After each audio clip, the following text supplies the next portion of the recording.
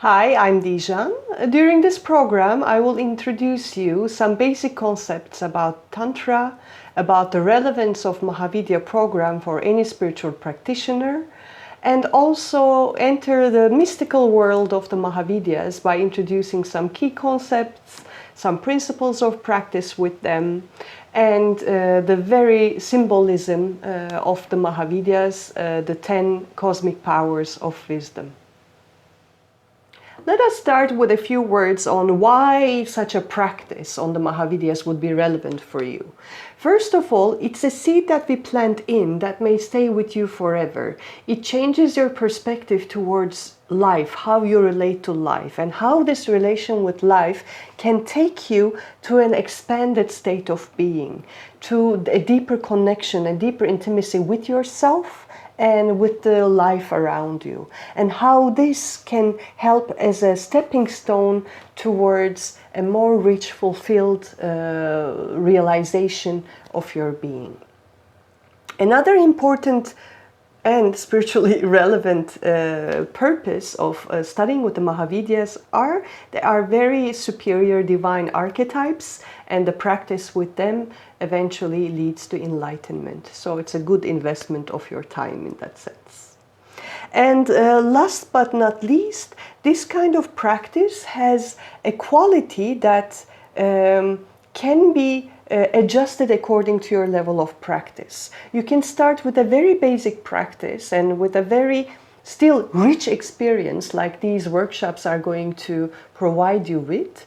And once you have a foundation, once you have the taste, then there's always a step to go deeper, be it with your personal connection and the way you relate to this practice in your daily life, or be it the structured, formed part of classical Tantra. So there is always a place for whether you're a beginner or an advanced practitioner. These mantras, these yantras, these modes of practices will meet you wherever you're at. And it will give you more power, and power not in the sense of strength to beat things up, but power in your speech, power in your presence, power in the quality of your meditation, power in your willpower when it comes to really following your heart, what truly matters to you. Power to stay on the path of evolution, to stay on the path of progression and creating the best version of yourself. And at the same time, it is a safe way to awaken Kundalini and reach expanded states of consciousness and eventually stay on the path to full realization. These practices with cosmic powers and with several other important archetypes, deities, are in the heart of Tantra. What is Tantra? Tantra is a very complex esoteric teaching that is from Indic tradition, and it is literally, the word Tantra means web, a warp. It also means, because of the root tan, expansion, and it means compendium, ritual, like scripture. So there are three different directions that we can go towards when we look at the word Tantra. And one way of interpreting this word could be expanding to what is, expanding to the real wisdom of life, expanding to the real wisdom about the continuity between spirit and matter, between the transcendent and the immanent. What does that mean? Most of the traditions, spiritual traditions, are based on a more Vedic understanding, which is more in the pursuit of spirit. Whatever is about life, it's immanent, it's transient, and I shouldn't be wasting my time on my body, on my desires, on my sense objects, on life in general. I rather should spend all of my energy for the purpose of spiritual realization. And that's the path of the spirit, transcendental path. Whereas in Tantra, transcendental and the immanent aspects are considered as the two faces of the same medallion. If what I perceive as my reality is what I can hold on to, what I can work with, then why not use this to transcend? Why not use the magic of this life to reach this state of expansion? Instead of getting rid of what I desire, why do I not focus on the essence of desire, and that intensity of desire can take me somewhere? Instead of rejecting the beauty and the pleasures of life, why do I not focus on the essence of beauty, so that the bhavana, as it's called, the emotional contemplation, the excitement that it creates in me, the beauty creates in me, can take me to a transcendental state. So basically using life, going through life, but with a certain awareness, with spontaneity, with a different, maybe a little bit more magical way of understanding mundane phenomena, and allow that phenomena to take me to beyond. So it's basically the same purpose of realization of oneness. However, Vedantic path climbs the mountain this way, Tantric path climbs the mountain in another way. And mystics consider that we are in a particularly difficult age, which is called Kali Yuga, the Dark Age. Why Dark Age? Because the spirituality is lacking, whereas the evil is very strong. You know, we always complain about lack of morale, about violence, about crime, about this, about that. So there are so many negativity around life that we are all aware of. But there's also the seed potentiality of higher values. It's just sometimes one way is stronger than the other. And that's what makes this age, this cyclical period in time, as the mystics call it, a bit darker than the other three. They define 4 different yugas, 4 different periods in this cyclical presence. And this darkness makes spirituality a little bit more difficult. For example, I meet lots of students attending amazing retreats with me or by me, or doing teacher training courses and giving their best in, and really getting lots of fruits from these practices. And whenever they go back home, there is a barrier, you know, to sustain the practice. And only the ones who are really, really dedicated and disciplined can actually sustain their practice. Once they have a peak experience, it gets difficult to maintain that experience by regular practice. Why is that so difficult? Because life is not really providing the necessary ground to meditate, to practice whatever is your choice. It can be arts, it can be music, it can be dance, it can be Tai Chi, it can be prayer, whatever makes you feel connected. Whatever makes you feel one, complete, fulfilled, it doesn't matter. But what matters is today's society, today's way of living, today's value system is somehow preventative. It's somehow not encouraging us to practice, to stay connected. It's more encouraging towards separation, me and others. I do whatever is best for me and I don't take care of the others. Whatever I need to do for the outside world is a burden, and service is just for the idiots. So I'm exaggerating, of course, but the value system is questionable, and we are less supported than probably in another age of human consciousness. Who knows? But Tantra, because it's more or less accepting every kind of phenomena to practice with, as long as you're not victim, addict of that phenomena, but you are in charge, you're in control, you can use it. You can use emotions, you can use your physical body, you can use sexual energy, you can use the science, the knowledge, you can use every single phenomena that exists basically to practice Tantra. And that makes it a bit more accessible than practices which require abstinence, which require, okay, I have to stay away. As a term, the mystic Sufis would say, I just need one bite and one jacket and that's all I need. and I just do my practice and seek for the divine union. Yeah, less aspirants in that direction, more people who can access this path through the intermediate steps of Tantra. When we look at the evolution of the spiritual quest of humanity, there is a very nice study that resembles them to the way our nervous system works. You know, our sympathetic nervous system, when encountered with a danger, either acts towards fighting or running away, or it just gets frozen. You know, like, oh, the risk is so big, I'm just catatonic, I don't know what to do anymore, I'm frozen.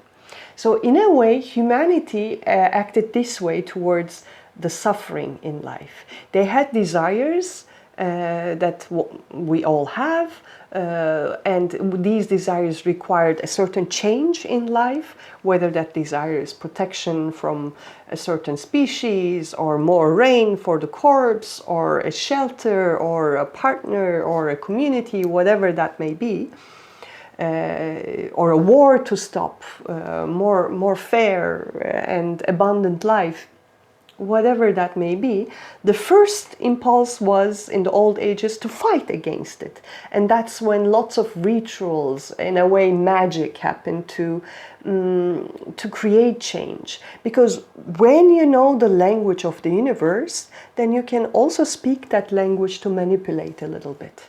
That was the job of seers, that was the job of the clairvoyants, who could really perceive the quality of the universe and imitate that quality through artificial objects to make interventions. The second phase was more flight. Okay, I mean, I tried all my magic, but it doesn't work, so I am really helpless and I keep on suffering. So let me reflect on it. Let me contemplate what is the meaning of this life. What is, why do I exist? What is my path? You know, what is the dharma of all humanity? Why are we here? So that is the path of, that is the phase of philosophies and knowledge that built the ground of many spiritual traditions. That's the phase of jnana, knowledge. And the last phase would be, I fought, I contemplated, stayed away. Now I just need to surrender. The phase of bhakti. You know, like I cannot really change anything, I cannot really understand anything. I just want to surrender to a higher power which unites us all so that the suffering can cease. So that can be a summary of the evolution of different belief systems. And Tantra basically walked the entire path along with the evolution of other spiritual doctrines. And the very roots are in this shamanic work with spirits of nature. You know, if there is something that is manifested, it's real, I can touch it, I can feel it, I can sense it, it also has energy. It is energy, it's basic physics. And instead of that physical explanation of the matter, they would just call it, it's an entity. It has a frequency, it has a presence, and basically I want to manipulate that entity. I either want to get its support or I want to stay away. There are many stories, even from modern times, where such work with entities are present. You know, there's a Japanese way of doing farming to protect the crops from external factors. There are rituals that are being done for that. I forgot the name of it, but it's an existing tradition. A student of mine, when I was giving a lecture on this topic, told me that in China there is a certain highway where lots of accidents used to happen. And, you know, all the scientific precautions were taken, lots of reconstructions were made, but it still didn't change. The rate of accidents, the blind spot over there was drastic, and it was just getting worse. So, as a last resort, what did the local authorities do? They called in some monks, you know, let's just check what's happening here. And apparently, while building that big construction, the permission of the entities of that land was not granted, was not asked for. And because of that, there were lots of problems. And one monk who could help said that, okay, this is the solution. You build a certain tower, you make a depiction of a dragon around it, and I will pray and I will do certain practices, and it's going to be okay.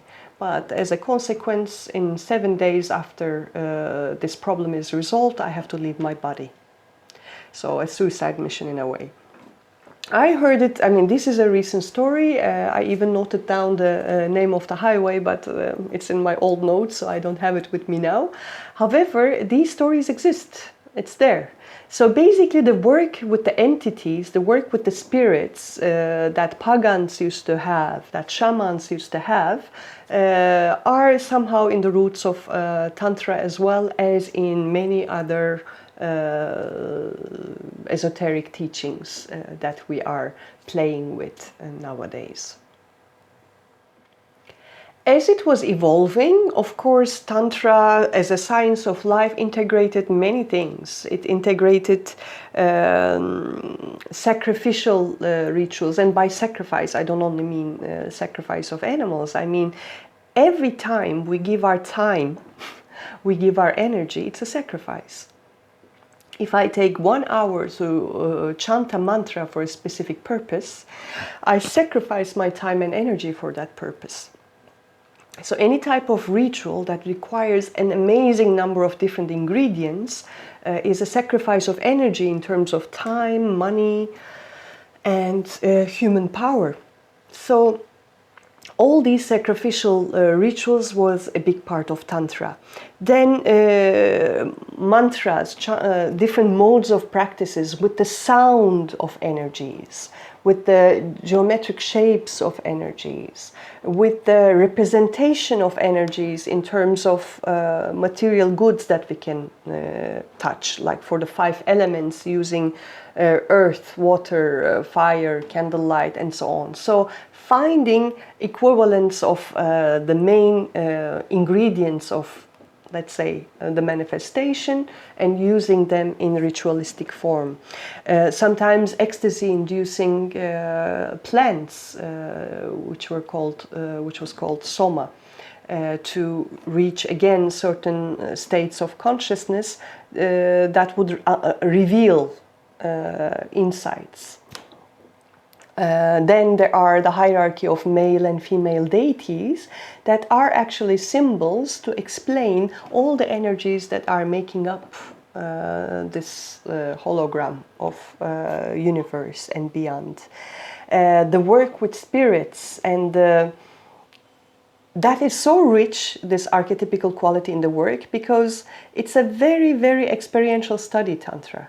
What does it mean? My personal experience matters. If I have a certain area in my life that I suffer from, if my psyche stores certain trauma on a specific topic, then I need help for that topic.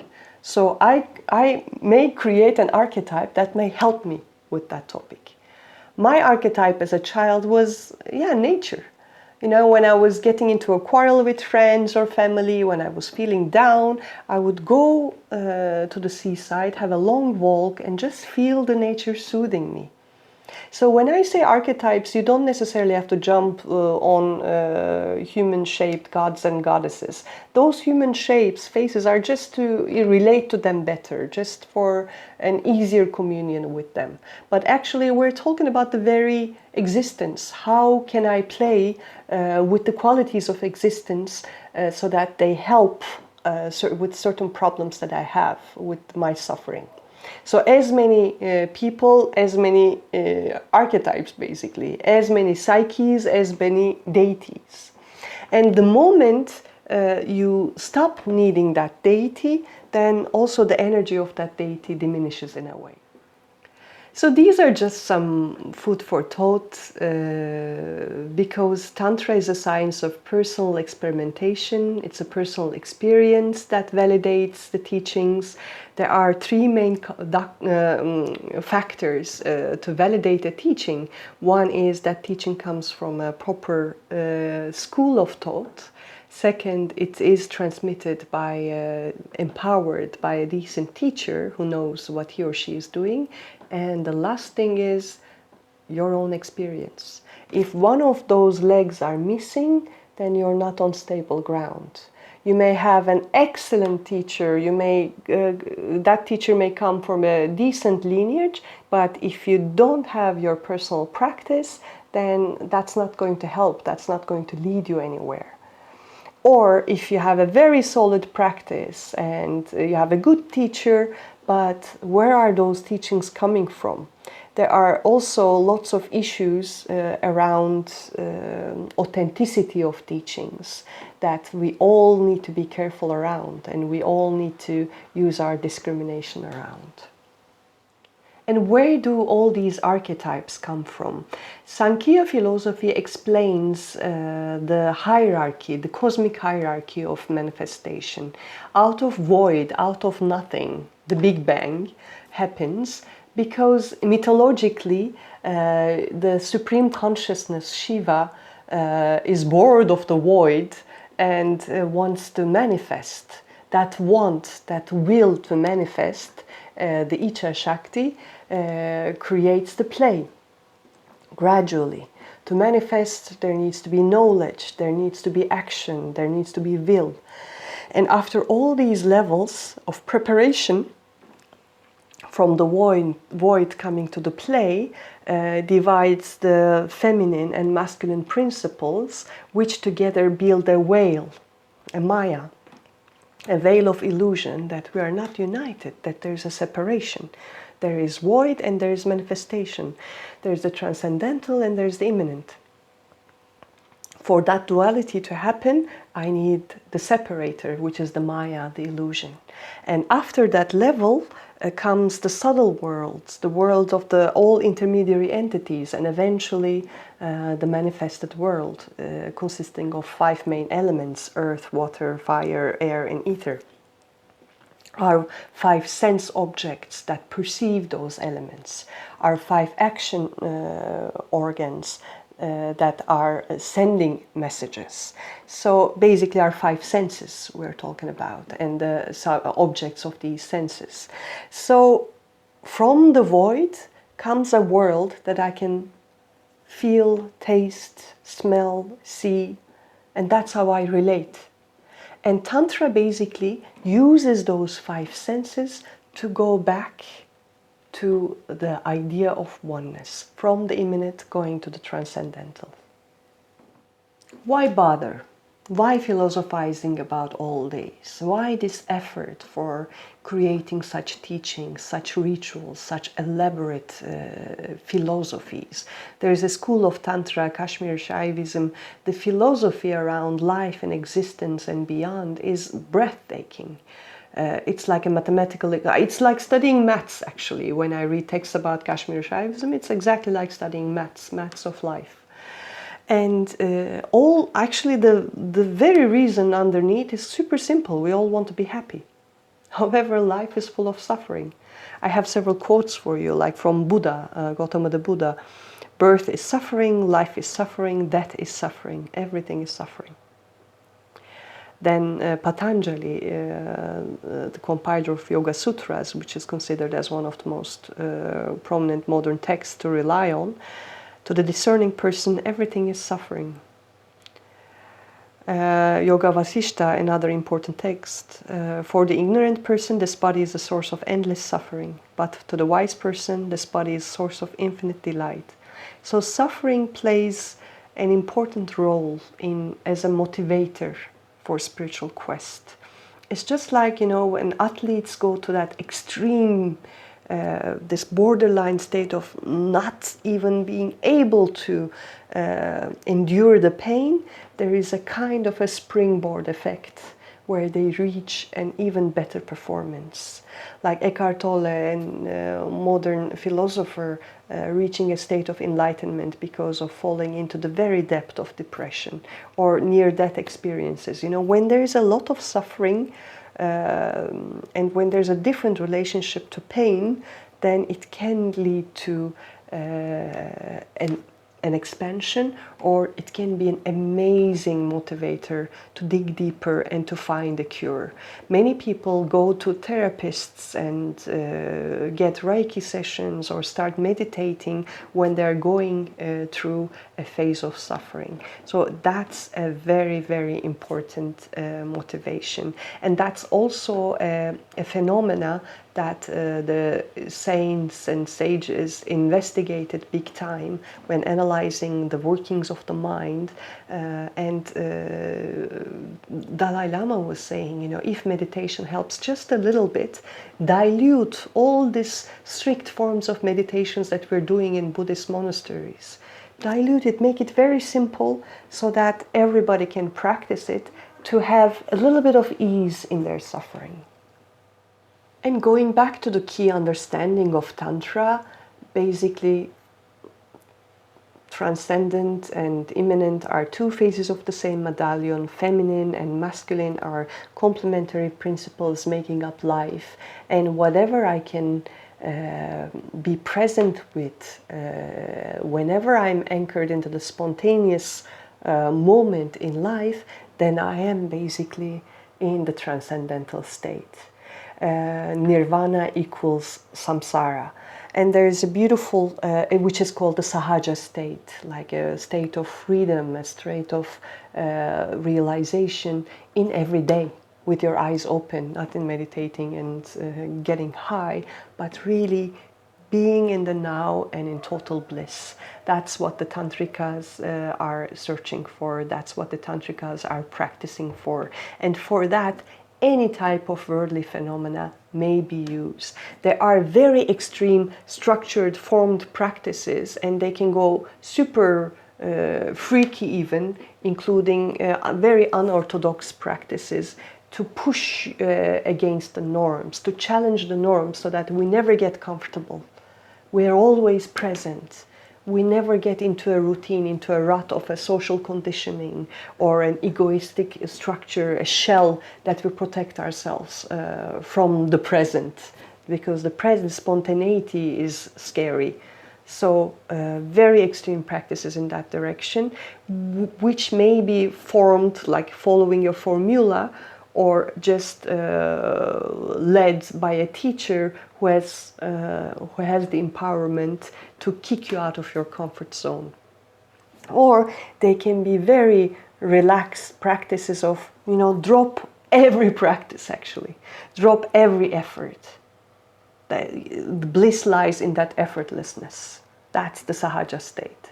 So you have tantric schools in between those two spectrums, and it's not like one is the better than the other. We all have different psyches, we all have different temperaments, we all have different buttons, and according to our own buttons, our own temperament and constitution, we find what teaching is suitable for us. Some feel very fulfilled with just effortless being. Others feel like, I need to be doing something. You know, they are more doers and they need to push. Whereas others, they need to be challenged. They need some harsh practices to really cross over. So it actually we decide, because the human psyche created all of those modalities.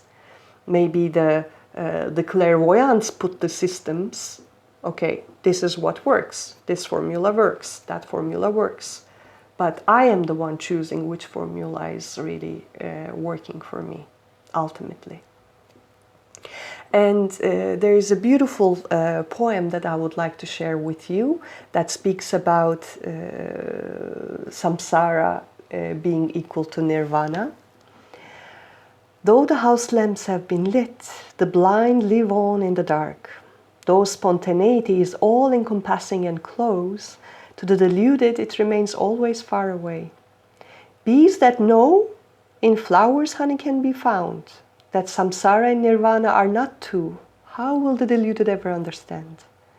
There is nothing to be negated, nothing to be affirmed or grasped, for it can never be conceived. By the fragmentations of the intellect are the deluded fettered. Undivided and pure remains spontaneity.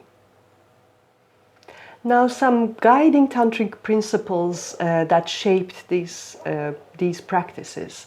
One is masculine and feminine deities being worshipped as representation of specific intelligent entities that are present in subtle dimension.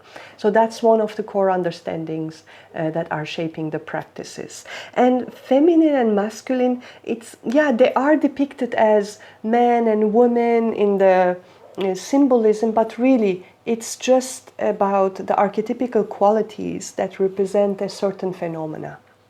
So it's not really worshipping a human form. It's more like those forms are given to them because how do you represent beauty? You know, what are the main qualities of beauty? Or what are the main qualities of time? What are the main qualities of space or illusion or transformation? So these qualities are somehow brought together by the symbols that a statue represents in the shape of the eyes, in the number of the arms, in the clothing, in the color, in the animals that are depicted around, and there is a big mythology around it. Why mythology is used? Because with logic we explain how babies are born, how the sun rises, you know, how matter is formed. This is what we use logic for. But the depth behind what we perceive as reality, the actual truth, is a bit difficult to explain by just linear logic, by just clear words. There is a poetry that is needed to explain these subtle realms. There is this mythological quality that is employed to explain concepts that are not just linear and straightforward, that are deep. And that's why the whole tantric lure is explained by very complex mythological symbols that are easily misperceived as a simple polytheism. That's not the case. And also, Tantra is a compendium, it's a science, it's an experiential skill set, knowledge, let's say, and it's not a religion. So a person can be belonging to a religion, or he or she can be atheist, but still making use of this knowledge, this science of life in a way. And to be able to get there, actually, there is a need to let go of a very dry understanding of life and open up to a bit of a more mystical approach that may be challenging for very rational minds. And I used to be a very rational mind. I still am, actually. I have a science background. I like understanding things. I like knowledge. I like my mind to be stimulated. But I was also curious about the potentiality of things that are beyond my mind. And soon enough I realized that I'm super stupid compared to the complexity of existence. You know, just because we made some scientific explorations, and just because we found some explanation according to the physicists, 6%, to the existing phenomena, it doesn't mean that we actually understand and know the 94%. So there can be a lot of potentiality for the mystical out there, and you may just choose whether you go with the 6% that you can comprehend, touch, see, understand, or that you rely that, okay, I open the eye of my heart, I open myself to the insights and intuition, and see if I can also reach a little bit of the 94%. Whatever works for you. Whatever makes you happy, it's totally okay to just be fascinated by science, be fascinated by knowledge, by things that you can explain, by meditating on them, by thinking about them. That makes our mind bigger also, you know, it's amazing. But it's also okay to rely more on insight, intuition, more on the subtle realms. And these type of practices can actually show you how strong that part is in you, how strong your sixth sense is, and help you develop it further. And you need to see what brings you more consciousness, awareness, and joy, which works for you. ultimately. The work with the deities ultimately are for the purpose of finding the deity within. The Ishvara Pranidhana concept, the surrender to the divine, is ultimately about samyama, oneness, personal identification with that divine archetype. So ultimately, through all those means and mediums, we're trying to awaken the very light that is within each one of us. Awakening of Kundalini means awakening of a latent potential, a latent energy, stirring up of that energy and rising it within us so that we reach our full potential. Some terms, some terminology guidance that will come up throughout these discourses. So just to help you, Tantra is the warp system ritual compendium. We already told about it. A practitioner of Tantra would be a Tantrika or a Yogini or Yogi. Siddha means an adept in a certain practice, and Siddhi would be the level of mastery of a certain practice. Sadhana means path, a spiritual practice.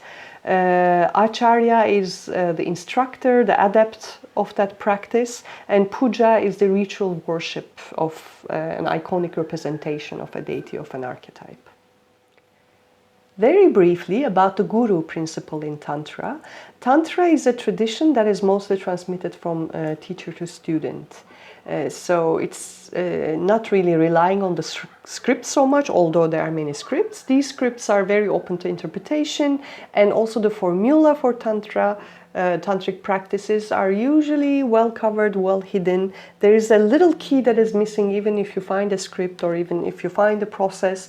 There's a little ingredient that is missing most of the time. It's not revealed most of the time because these are potent techniques, and it needs to be passed on from teacher to student, so that the teacher can take the responsibility of seeing what the student is ready for, and give according to that level of not achievement but awareness. Like when the vessel is ready, both in the physical sense and energetic sense, then the vessel can carry lots of energy. But when it's not ready, then the energy can distort the vessel, whether it's towards physical illness or towards mental disability. So these are very potent techniques where we're talking about the forces of nature, which are incredibly potent. And because of that, to keep it safe, these teachings have been passed from teacher to student in tradition, and the teacher is called guru. Now that is a loaded word, because the status of guruhood has been misused, or in both ways, you know, a guru not having the necessary empowerment or getting distorted in his or her teachings could have caused that, but also the follower who projects all the ideas of perfection on a human being. The role of the guru is just to teach, to pass on, to facilitate. The role of the guru is not become the perfect parent or the all-giving, almighty, the godhood necessarily.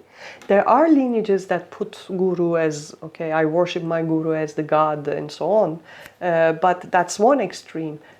Guru literally means teacher. So if you project all of your ideas of perfection and then get disappointed because that's a human being, then yeah, the follower also needs to take responsibility there. I personally like the idea of, I have so many gurus in my life, my maths teacher, my parents, my friends, you know, like all of them in different levels have been my gurus in my life. And ultimately what they all serve is to find my own inner guru, my own inner light, myself. That is the purpose of each one of them. Not to be worshipped or not to be projected upon or not to be put on a pedestal. These are irrelevant. They are ritualistic acts of guru rituals, guru pujas, and so on. These are coming from cultural traditions. Basically, it all boils down to having gratitude to a knowledge that we have received that helps us to find our inner light, and as simple as that. There are many different forms of practice in Tantra, and I will explore them slowly throughout the course of these workshop series. But the main methods that are being applied during the series, in addition to the discourses and some suggestions of rituals, practices from daily life that we can easily apply, are mantra and yantra. The daily life suggestions can be very helpful, actually. I remember doing a workshop on Sundari, who represents beauty, the essence of beauty. And we had several different practices. We had the geometric form of the goddess. We were giving devotional offerings, so the aspect of devotion was covered. We were meditating. We were doing a particular asana practice to awaken certain energies, awaken certain chakras. And I showed a little dance performance that represents beauty. I even showed pieces of art that resonates with Sundari, video clips, so many different things. And one of my students was very skeptical towards the more ritualistic parts of the practice, and he was completely open to the idea of artistic expression and how beauty can manifest in that expression. And that's how he could connect to it.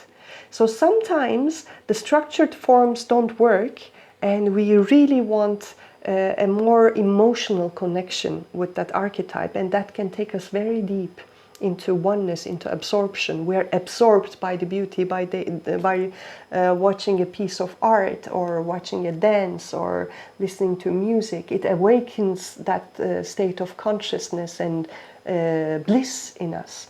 Whereas others may feel the power of that deity when they're meditating with the mantra of the deity continuously for half an hour, 1 hour every day. So we all have a different way of working with these principles to awaken the Godhood, to awaken the light within us, to connect with our own divine self.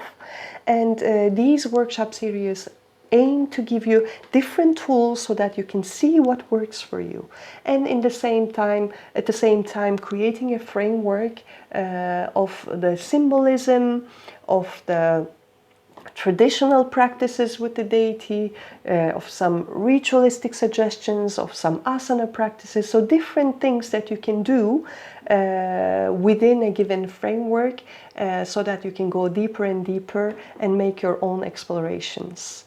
And of course, there are further steps that are available out there if you want to take that practice deeper in a structure. Let me share a little bit about the symbolism of the 10 cosmic powers, the Mahavidyas, what each one of them represent, and why do we make practice with them, why do we invoke them in our lives. First, though, I have to say that they are the 10 different faces of the great creative power, which means every single aspect of life, of our psyche, of our living experience is a part of them. They are the creating wisdom behind. And because of that, they are very much interlinked. Just like life is a web, the Mahavidyas are also a web. If you do a solid practice, one of them, you are basically connecting to the entire notion of Shakti, Mahashakti as it's called. And it's not really so easy to just slice them into 10 pieces. They are very integrated. So let's start with the first one, Kali. Kali is the power of time, and she's invoked when we are going through rough transitions. She's the compassionate mother who sometimes fiercely cuts through all of our attachments. The second one is Tara, the northern star, the cosmic power of wisdom and compassion. She is the one that we call upon whenever we seek knowledge and whenever we seek wisdom to cross over. The third one is Tripura Sundari, the great beauty, the essence of beauty, and the goddess of will, desire. So she is present in our negative, destructive desires and our positive, constructive desires. In that level of consciousness, there is no duality, there is no good or bad. It's about all life, as I said before. The fourth goddess is Bhuvaneshwari, is so-called Maya. She is the great illusionist, and she is the goddess of space. She creates space, and out of that space the illusion is generated, the life experience is generated. And we have the basic illusion that she creates and she helps us to dissolve is that we are separate. The fifth cosmic power, Chinnamasta, is the goddess of sacrifice. She is the one depicted as her head cut off, and her blood is basically feeding her consorts. So basically she is the force that cuts through all kinds of BS and gives whatever is actually essential for illumination. In different systems, they are ordered in a different way. Chinnamasta is sometimes referred to as the sixth, and the next one, Tripura Bhairavi, is referred to as the fifth. Tripura Bhairavi is the goddess of austerity, is the goddess that makes us really go into tough discipline so that we are baked enough so that no water can pass through, we are solid. And the next one is Dhumavati, the goddess of decay, old age. She is the one to invoke when there is fear around this, because there's an immense power in actually letting go of all the attachments and getting closer and closer to the simplicity of being, and Dhumavati helps with that. Bagalamukhi is the goddess of suspension. She helps us to build up energy to such a level that eventually we have a great potential to realize. Matangi is the goddess of expression, of speech, of artistic expression, but also she would be a deity for instructors, teachers. And Kamalatmika, one of the most popular ones, is the goddess of abundance, giving us worldly boons and teaching us how to give and receive.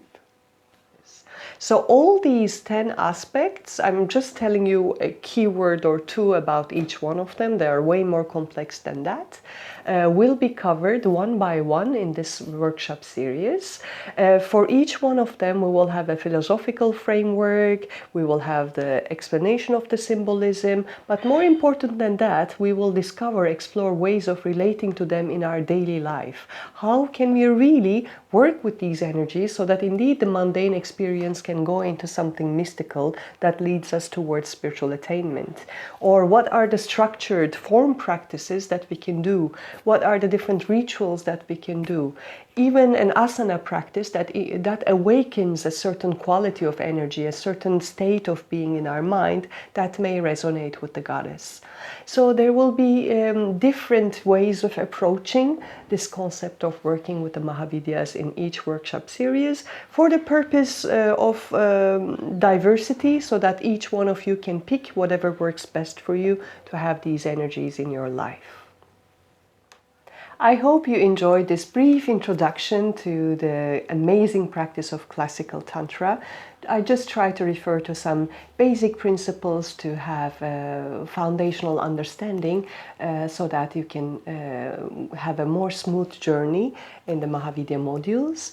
If you wish to join the modules, please just send an email to contact@dijan.co, or you can leave a comment and we will reach out to you. And you will be notified as a response to your email when each module is going to be released, and also the conditions of signing up. It's also possible to sign up for all 10 of them with a special discount, but you may also pick whichever you resonate the most with, or you can just try out one and see how it goes, and then decide later whether you want to do the full program or not. There are two different ways of joining. Once the content is released, the pre-recorded content is released, you can basically attend at any time. However, the live support is on a monthly basis. During the live support, I will be giving a mantra initiation for each goddess, and we are going to be meditating in sync. There will be different slots for meditation, and there will also be a Q&A session. So it will be a bit of a deeper level of practice, and that will be offered for one Mahavidya each month in the specific release date.